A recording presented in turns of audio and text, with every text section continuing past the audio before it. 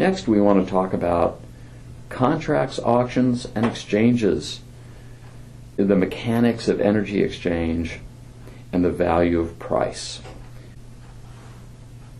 Our objective is to explore different ways electricity can be traded, and we'll talk about long-term contracts and power purchase agreements, of course. Those are very common. We're going to talk about the different components that PPAs often have, such as capacity payments, energy payments, and deviation payments.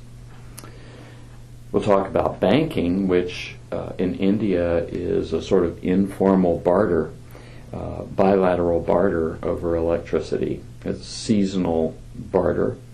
We'll talk about that a little bit. We'll talk about auctions for power and for capacity, and different kinds of auctions, uniform price procurement auctions in particular. And finally, we'll talk about how exchanges fit into this picture. Let's go back and review our supply stack.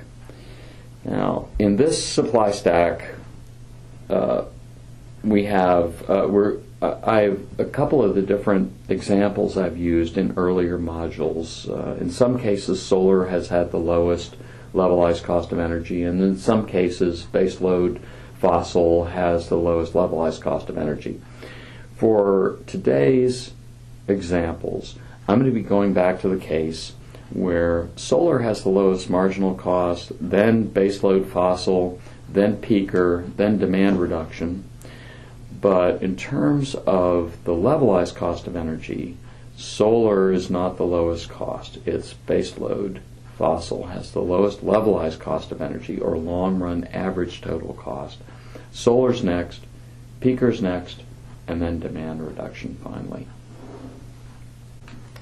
So remember from our earlier discussions, the most efficient way to use an existing set of generation assets is to dispatch them along the marginal cost schedule, what is called merit order dispatch of resources. That is always going to give us the least cost generation of a given amount of electricity if we allocate our existing resources according to marginal cost. So we'll use merit order. What we want to explore is different ways of getting merit order dispatch of resources. And we think about different levels of demand. We have, in periods of very low demand, let's try the pencil. In periods of very low demand, we would just run our lowest marginal cost resources, the renewables down here with zero marginal cost, base load fossil with the next level of marginal cost, and then on up. These are the only resources we would run in periods of very low demand. In periods of higher demand, we might even turn on some peaker units, and then the price of electricity would be able to be allowed to float up to the marginal cost of the last resource bought into the supply of energy at that point in time.